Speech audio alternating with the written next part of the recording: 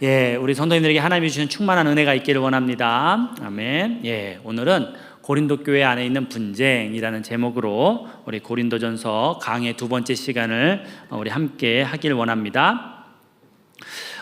바로 들어가도록 할게요. 사도 바울은 지지난주였죠. 인사말을 마치자마자 바로 그들의 가장 큰 문제를 다루게 됩니다. 그 문제가 무엇이냐? 고린도전서 1장 11절에 나와요. 우리 같이 읽겠습니다. 시작. 내 형제들아, 근로의 지편으로 너희에게 대한 말이 내게 들렸으니 곧 너희 가운데 분쟁이 있다는 것이라. 아멘. 뭐가 있다라는 거예요? 분쟁이 있다라는 거예요, 교회에. 그런데 이 분쟁이 굉장히 특별한 양상입니다. 우리가 바로 이해하기가 어려운 내용들이에요. 고린도전서 1장 12절을 한번 보여주시겠습니까? 제가 읽겠습니다. 내가 이것을 말하거니와 너희가 각각 이르되 나는 바울에게, 나는 아볼로에게, 나는 게바에게, 다시 말해서 파를 나누는데 이름을 중심으로 파가 나눠져 있는 거예요, 교회 안에서. 그리고 또 뭐라고 되어 있느냐? 나는 그리스도에게 속한 자라 한다는 것이니 그랬습니다. 여러분들 여기서 딱 보면 제일 좋은 파가 무슨 파 같아요? 그리스도에게 속한 자라고 하는 것이니, 그렇죠? 그리스도파 같죠? 그런데요, 여기서 말하는 그리스도파가 아까 앞에서 말한 아볼로나 게바나 바울파보다 훨씬 위험한 파예요. 왜 그러냐? 예수님 외에 교회의 어떤 영적 지도자도 인정하지 않는다는 파예요. 여러분들 예수님의 뜻은 무엇이었죠? 승천하셨을 때 영적 지도자를 세워서 자신의 양무리들을 돌보는 것이었죠. 그런데 다 싫다라는 거예요. 굉장히 예수님을 위하는 것처럼 하지만 예수님의 뜻대로 살지 않는 파, 그게 바로 그리스도파가 되겠습니다.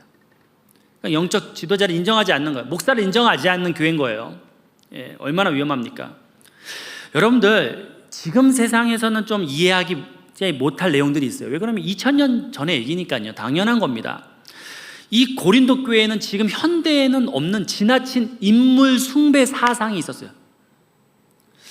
이것을 이해하려면요, 이 서신서, 특별히 구약 같은 경우는 이야기이고 예수님은 비유로 말씀하셨기 때문에 제가 그 이야기를 설명해 드리고 그거에 대해서 교훈을 말씀드리면 되는데, 서신서, 이 편지들은요 역사적 배경을 좀 알아야 돼요. 그래서 제가 오늘은 좀 역사적 배경을 좀 풀도록 하겠습니다. 역사에 한 유명한 사건이 있는데, 여러분들 카이사르라고 들어보셨어요? 카이사르? 카이사르는 누구냐면요, 영어로는 시저를 말을 해요. 줄리어스 시저, 황제의 그 나중에 고유 명칭이 되는 게 시저거든요. 그런데 이 시저라는 사람이 그 당시에는 황제는 아니었고 로마의 독재자였어요. 로마의 독재자. 성경에는 뭐라고 되어 있느냐? 카이사르의 이름이 가이사라고 되어 있어요. 그래서 예수님께서 뭐라고 하죠? 세금 문제가 있었을 때 가이사의 것은 가이사에게, 하나님의 것은 하나님께 바치라고 마태복음에 나오지 않습니까? 그 가이사예요. 그러나 이 카이사르가 신복 브루투스에게 암살을 당해요. 그럼 여러분들 그 브루투스가 그 독재자, 최고 독재자를 죽였으니 도망을 가야 되잖아요. 도망을 안 가요. 사람들 앞에서 연설을 합니다. 뭐라고 연설을 하느냐? 왜 카이사르를 죽일 수밖에 없었는지, 이 사람이 얼마나 로마의 입장에서는 나쁜 사람인지를 설명을 하는데 얼마나 논리적으로 설명을 잘했는지 백성들, 로마 시민들이 인정을 해버려요.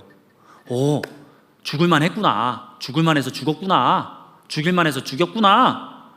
그래가지고 브루투스와 브루투스의 무리를 차기 권력으로 그 자리에서 인정을 해버려요. 지금 여러분들 이해가 돼요? 안 돼요? 안 되죠? 그러니까 뭐가 중요한 시대냐? 말재주가 굉장히 중요한 시대예요, 그 시대는.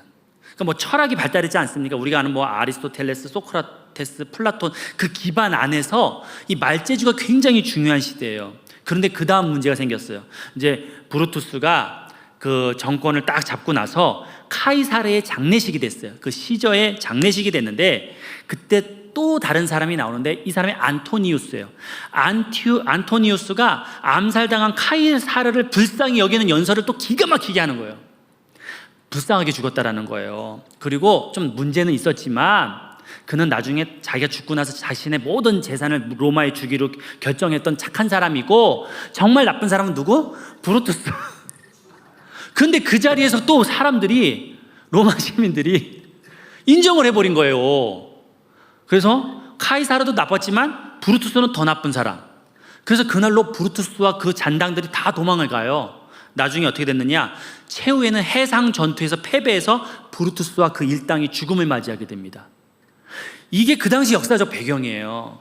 뭐가 중요한 시대예요? 그 시대는 리더의 말재주, 리더의 능력에 따라서 생과 사가 오고 가고요, 권력을 얻기도 하고 빼앗기도 하는 시대가 로마 제국 시대, 바로 초대교회 시대예요. 이 세상의 가치관을, 문제는 뭐예요? 이 세상의 가치관을 교회에 끌고 들어온 거예요, 사람들이. 이해가 되셨죠? 이제 고린도전서가 왜 그렇게 뭐 인물하는지 아시겠죠? 겨우 3년 개척교회 된 교회예요. 부흥이 됐어도 아무리 제가 논문을 찾아봐도 수백 명이 안 넘어요, 이 당시에. 근데 이 사람들이 그렇게 분란이 심했던 거예요, 팔을 나누고서. 그래서 그 파생된 결과가 무엇이었느냐, 제가 한번 그림을 만들어 보았어요. 네, 한번 보여주시겠어요? 자, 이거예요. 사람의 시작을, 여러분들 항상 우리가 뱀의 머리를 잡아야 돼요, 꼬리를 잡아야 돼요? 뱀의 머리. 이 분쟁의 원인을 알아야지 이 복잡함이 해결이 돼요. 분쟁의 시작은 뭐냐면 사람을, 그 뿌리, 사람의 의지, 그러니까 사람을 의지했다 이거예요. 사람을 숭배했다라는 거예요. 그리고 유능한 공동체로부터 보호받고 싶은 마음이 있었다라는 거예요. 무엇에 대한 두려움이에요? 인간에 대한 두려움, 무리에 대한 두려움이 그 당시엔 깊었다라는 거예요. 그래서 이 사람들이 교회 안에 뭘 만들었어요? 뿌리, 파당을 만들었어요. 파당을 만들었는데 그 다음부터 이제 문제가 막 벌어지는 거예요. 항상 죄는요, 꼬리에 꼬리를 묻습니다. 자기 과시와 우월감으로 나타나기 시작한 거예요. 좀 이제 자기 과시 우월감을 하다 보니까 주변에 사람들이 모이네요. 권력욕이 생기네요, 교회 안에서. 그러니까 어떤 일이 벌어져요? 그 안에서 멸시가 벌어지고, 그리고 또 뭐가 벌어지죠? 보니까 지금 정죄와, 그죠? 시기가 벌어지고, 그러한 미움이 쌓이고, 그러면서 문제가 생긴 교회가 고린도 교회예요. 그 시작의 근원이 뭐였죠? 사람을 숭배하고 유능한 공동체로부터 보호받고자 하는, 사람을 두려워하고 사람을 의지하려고 하는 그 마음이 바로 이 분쟁의 시작이었다라는 거예요, 여러분들. 여러분들, 우리가 각 부서나 구역을 파라고 하지 않지 않습니까? 그죠? 예? 화면 내려주셔야 됩니다. 여러분, 우리가 구역과 부서를 파라고 얘기하지 않지 않습니까? 뭐 교구는 박유진파, 저기 우리 초동부는 뭐 이호주파 이러지 않지 않습니까? 구역장님 이러면서 파를 왜 안 넣느냐? 그런데 초대교회는 파라고 했단 말입니다. 왜 파라고 했냐면 그 안에 뭐가 없어요? 그리스도 중심이 없는 거예요. 사람 중심인 거예요. 우리는 구역으로 있고 다 이렇게 모임이 소규모로 있잖아요. 그런데 뭐 중심이에요? 그리스도 중심이니까 파라는 이름을 쓰지 않는 것 뿐입니다. 그러니 여러분들, 여기서 주는 교훈이 있습니다. 교회 안에서 어떤 인물이 아무리 유능하고, 그리고 그 무리가 최고의 엘리트로 구성되어 있을지라도 누군가가 그 모임의 우상이 되고, 누군가가 그리스도의 사랑과 참된, 거기에 그리스도의 사랑과 참된 진리가 없다면 그건 교회의 무익을 넘어 해악이라는 거예요.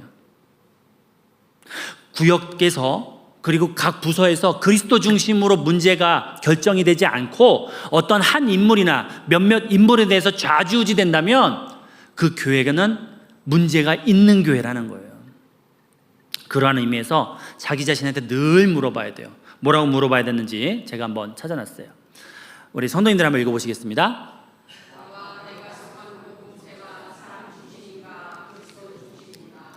두 번째, 시작. 나와 내가 속한 공동체가 그리스도의 사랑과 참된 진리 안에 있는가? 늘 물어보시기 바랍니다. 늘 물어보셔야 돼요. 늘 살피고 그러지 못한 모습을 회개하시는 우리 성도님들 되시기를 간절히 축원하는 바입니다. 제가 이와 관련해서 오늘 우리나라 기독교의 흑역사를 좀 보여드려야 되겠어요. 서신서들은 일단 좀 배경적인 이야기를 좀 해야 되고, 왜 하나님께서, 예수님께서 그렇게, 하나님께서 왜 그렇게 작성하게 하셨을까, 성경을, 실제적인 것을 좀 다루라는 의미죠. 오늘 우리나라 기독교의 흑역사를 한번 보여드릴게요. 한번 그림 한번 보여주시겠어요? 이게 뭐냐면은 비행기죠, 그죠? 일본에게 헌납한 비행기거든요. 그래서 제가 이 한자를 좀 우리가 이해를 못할 수가 있는데, 이 한자를, 오, 너무 잘하시네요. 자, 그 다음 한번 보여주세요. 요거를 제가 번역을 했어요. 뭐라고 돼 있죠? 보국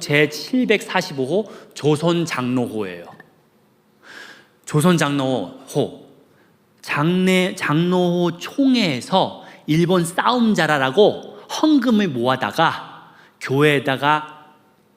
일본에다가 비행기 한 척과 한 대와 기관총 7정을 헌납한 것을 지금 신문에 쓰여 있는 거예요. 저는 이걸 처음에 믿질 못해가지고 여러 가지 팩트 체크를 해봤어요. 사실이더라고요. 너무 부끄러운 역사 아닙니까, 여러분들? 장로회 총회가 일본한테 헌금을 모아가지고 일본한테 비행기 전투기를 바쳤다니까요. 그 이름이 뭐예요? 조선 장로회예요. 그걸 2번이나 했어요. 그러니까 불교도 이해 질세라 만든 게 뭐냐? 조선 불교호예요. 그걸 일본한테 헌납했어요. 천주교는요, 비행기 모금 운동과 전쟁 지지 시국 강연을 했어요. 그때 천주교가 크지가 않았으니까. 이에 감리교 교단도 질세라 1944년도에 감리교단 호를 일본에다가 헌납합니다. 1944년이 어떤 해인 줄 아세요? 신사 참배를 거부한 주기철 목사님이 순교하신 연도예요. 우리는 여러분들 사람 무서워하면 안 되는 거예요. 단체 무서워하면 안 되는 겁니다. 성경이 뭐라고 말합니까? 마태복음 10장 28절에 몸은 죽여도 영혼은 능히 죽이지 못하는 자들을 두려워하지 말고 오직 몸과 영혼을 능히 지옥에 멸하실 수 있는 이를 두려워하라. 장로의 교단에서 그 일본 경찰 감시하에 그렇게 다 진행이 된 거예요. 근데 거기서 용기 있게 말하는 목사가 없었다라는 거예요. 앞에서 총회장이 변절자가 돼서 그렇게 했던 거예요. 신사참배도 그렇게 결정을 한 거예요. 여러분들, 그 교단, 장로교단이나 감리교단의 목사님들이 나쁜 사람들이었을까요? 착할걸요? 굉장히 선량할 거군요. 굉장히 희생적인 사람들이었을 겁니다. 그러나 그들은 사람과 그 무리에 대한 두려움으로 분별력을 상실하고 극악한 제국주의에 물들었던 일본에 결과적으로 부역하는 사람들이 된 거예요. 이게 역사의 일이에요. 우리에게 안 벌어지라는 보장이 있어요, 여러분들? 없어요. 무리를 두려워하지 않는 거 어렵습니다. 사람을 두려워하지 않는 거 어려운 일이에요. 그럼 신사참배를 하지 않은 주기철 목사님은 어떻게 되었을까요? 그 다음 사진을 보니 뭐라고 되어 있어요? 여기 보니까 항일 독립운동가 주기철 목사 기념관이 세워졌어요. 당시에 신사참배를 했던 목사와 총회장들의 이름은 그저 죄인으로 기록되고 민망해서 사람들에게 밝히기도 어려운 그런 이름이 되어버렸지만 주기철 목사님은 여전히 주님의 기쁨이 되어 지금도 우리에게 자랑스러운 한국인 목사로 남게 하셨는 줄 잊지 마시길 바랍니다. 여러분들이 바로 이 한 사람이 되길 원해요. 왜 같은 목사들인데 누구는 변절의 이름이 되고 누구는 충성의 이름이 되었는가? 그 죄의 시작, 그 본질은 무엇이었는가? 사람에 대한 두려움, 무리들에 대한 두려움이었다라는 거예요. 그런데 그걸 왜 사람들이 바로 발견하지 못하는가? 분당이 되고 파가 나눠지고 서로 미워하고 시기 질투, 그리고 그렇게 멸시 천대가 막 나타나면서 뭐가 본질적인 죄인지를 못 잡고 꼬리는, 뱀의 머리는 못 잡고 머지만 붙잡아요. 꼬리를 붙잡는 형국이 돼버린 거예요. 여러분들, 그래서 우리가 이렇게 기도하길 원합니다. 우리 같이 기도문 한번 읽어볼까요? 시작.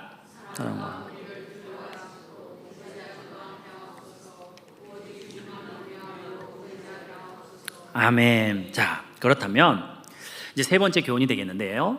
그렇다면 이렇게 파당을 짓고 점점 사랑이 식어가는 이들에게 사도 바울의 처방전은 무엇이었냐라는 거예요. 사람을 두려워하고 점점 자신들이 사람을 숭배해서 자신의 권력욕과 또 자기 과시하고 결과적으로 시기와 멸시와 그런 정죄가 넘쳐나는 이 교회에 처방전으로 무엇을 주었는가? 우선 사도 바울은 자신의 이름을 따서 바울파라고 하는 바울파를 만든 일에 대해서 굉장히 불쾌해하는 내용이 1장 14절과 16절에 나와요. 뭐라고 얘기했느냐? 자신은 그리스도보와 가이오 그리고 스데바나 집에 있는 사람들 외에는 어느 누구에게도 세례를 베푼 적이 없다라는 거예요. 심지어 1장 14절에는 내가 세례를 안 베풀어서 감사하다고 얘기를 해요. 마치 이 구절을 보면 여러분들 세례 그거 별거 아니네 라고 생각하실 줄 모르겠지만 그게 아니에요. 예수님께서 승천하실 때 지상 명령으로 주신 게 뭡니까? 아버지와 아들과 성령의 이름으로 세례를 베풀고예요. 그 세례를 베푸는 건 교회에서 아주 중요해요. 그런데 왜 바울은 세례를 내가 조금 준 것에 대해서 감사한다고 했습니까? 고린도전서 1장 15절에 그 답이 있어요. 제가 읽겠습니다. 이는 아무도 나의 이름으로 세례를 받았다 말하지 못하게 하려 함이라. 무슨 얘기느냐?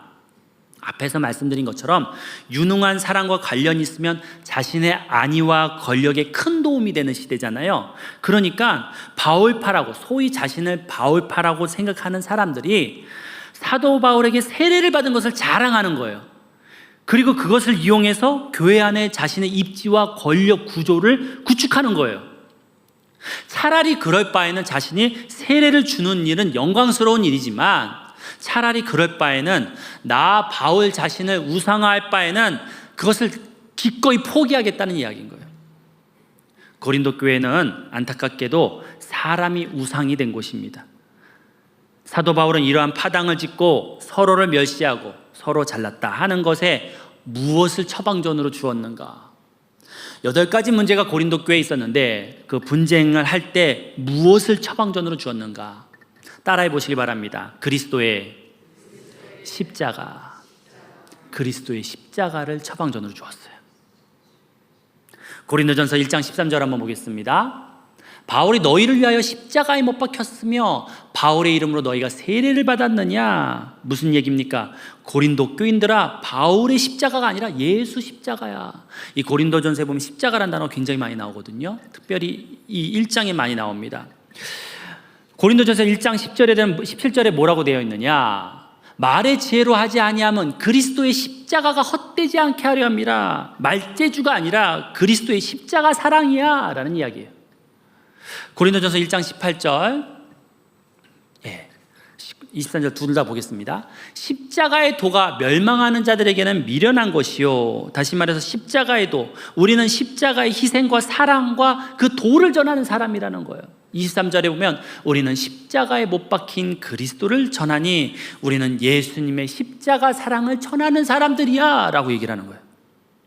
왜 사도 바울은 파당을 지어 서로 내가 잘났네, 너가 잘났네, 지금 서로 시기, 멸시, 정죄하면서 서로 막 우위를 이렇게 매기는 이런 가운데 예수 십자가를 처방전으로 준 이유가 무엇일까요? 2가지 이유가 있어요. 첫 번째는 무엇이냐? 예수 십자가 앞에서 죄인 아닌 사람이 없기 때문에 그래요. 서로 잘났다, 서로 못났다 하더라도 우리의 본질은 뭡니까? 죄가 득실한 죄인일 뿐 아닙니까? 그걸 알아라는 거예요. 십자가 앞에 서라는 거예요. 예수 십자가 앞에 서면 그저 우리는 죄인이라는 거예요. 너희가 서로 잘났다고 말할 수 없다라는 겁니다.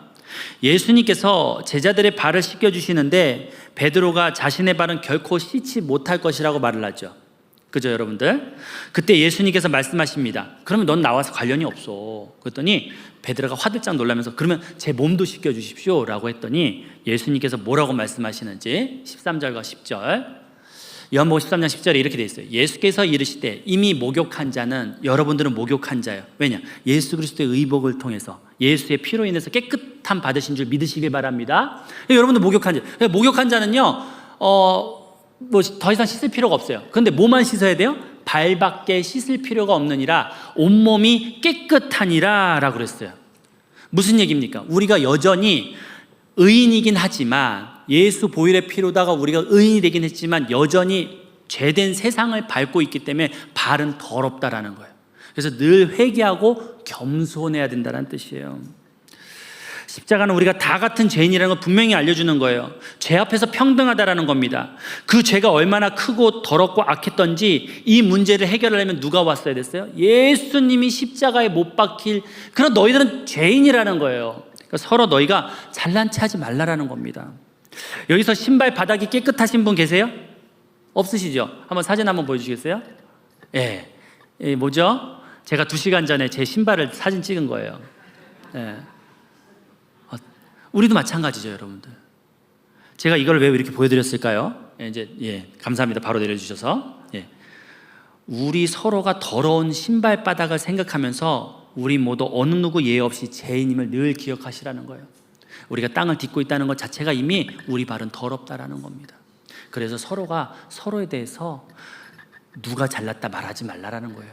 그 누구도 자랑할 수 없습니다. 그래서 사도 바울이 이 분쟁에 대해 다루는 고린도전서 1장 말미에 뭐라고 얘기를 합니까? 고린도전서 1장 13절, 기록된 바 자랑하는 자는 주 안에서 자랑하라 함과 함께 하여. 제가 잘 못 읽으니까 성도님들이 한번 읽어주세요. 시작.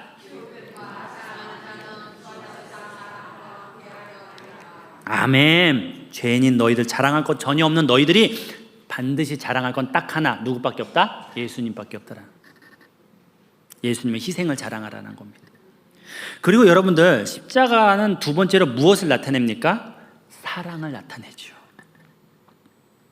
사도 바울이 지금 분쟁 가운데 싸우고 있는 이 사람들한테 처음으로 준 그 십자가를 준 이유는 너희가 죄인이라는 걸 알고 그 안에서 너희가 평등하라는 얘기예요. 서로 누가 잘났다 그렇게 하지 말라라는 거예요. 그러면서 또 뭐라고 얘기합니까? 이 십자가는 사랑을 나타내요.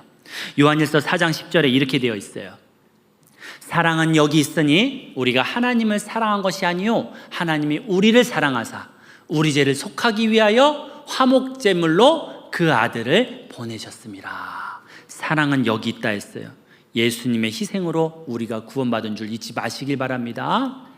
우리의 죄값은 하나님의 아들의 생명값과 동일했던 것이에요. 이런 무지막지한 죄인인 우리를 위해 예수님이 왜 자신을 바쳤는가? 왜 하나님이 자신의 아들을 세상에 보내셨는가? 성경은 단 하나, 사랑 외에는 없다고 했어요. 사랑해서 그렇게 한 거예요. 서로 잘난 것 없이 그저 지옥을 향해 터벅터벅 걷던 우리가 그리스도의 사랑으로 구원을 받았으니 겸손하고 우리가 서로 사랑하는 게 마땅한 줄 잊지 마시길 바랍니다. 그래서 예수 십자가가 처방전이 된 거예요. 성경이 분명히 말을 하죠. 서로 내가 잘났네, 너가 못났네 하는 것이 옳겠습니까? 아니라는 거예요. 양심이 있다면 그럴 수 없다라는 거예요. 그래서 요한일서 4장 10절 그 다음 절 12절에 이렇게 되어 있어요. 우리 같이 읽겠습니다. 시작. 사랑하는 자들아, 하나님이 이같이 우리를 사랑하셨은즉 우리도 서로 사랑하는 것이 마땅하도다. 너희가 죄인인 것을 알고 지옥을 향해 갔던 죄인이라는 것을 알고 그리고 너희가 정말 하나님의 사랑 받았다는 것을 안다면 너희는 서로 사랑하는 것이 마땅하다. 너희가 분파나 나누고 그렇게 서로 시기 질투하고 권력 투쟁할 것이 아니라는 겁니다. 형제의 부족함이 보이면 어떻게 해야 되죠? 예수님도 나의 부족함에도 불구하고 사랑하시고 계시지. 저 형제는 예수님이 사랑하셔서 구원하신 하나님의 자녀이지. 그러니 내가 사랑하는 것이 마땅하지. 같은 지옥 가던 죄인 출신들끼리 무슨 높고 낮음을 따지겠어. 서로 보듬고 서로 사랑해야지. 사도 바울은 세상 가치관인 사람 숭배와 파당을 가지고 들어온 성도들에게 예수 십자가를 바라보라고 하는 거예요. 그분을 바라보고 돌이키라는 겁니다. 십자가의 그분은 추악한 나의 죄를 대신하셨고 나를 사랑하셨습니다. 여러분들, 이 분쟁의 문제뿐만 아니에요. 모든 문제는 누구 앞에 가져오면 해결이 된다? 예수 십자가 앞에 가져오면 해결되는 줄 잊지 마시길 바랍니다. 교회 일뿐만 아니라 세상 일도 그렇다라는 겁니다. 나의 죄를 사하시고 나를 구원하신 그분께서 여러분들의 때를 따라 돕는 은혜를 베푸실 줄 믿습니다. 그래서 우리 함께 기도 제목을 좀 보길 원해요. 잘 보시죠. 1번 한번 우리 1번, 2번, 3번을 천천히 우리 같이 읽겠습니다. 시작. 나와 내가 속한 공동체가 그리스도의 사랑과 참된 진리 안에 있게 하옵소서. 사람과 무리를 두려워하지도 의지하지도 않게 하옵소서. 오직 주님만 경외하고 의지하게 하옵소서. 십자가를 통해 나의 죄됨과 주님의 사랑을 보게 하옵소서. 그리하여 겸손과 사랑을 늘 배우게 하옵소서. 이 시간 우리가 이 기도 제목 가지고서 주여 한번 하고 간절히 기도하시겠습니다.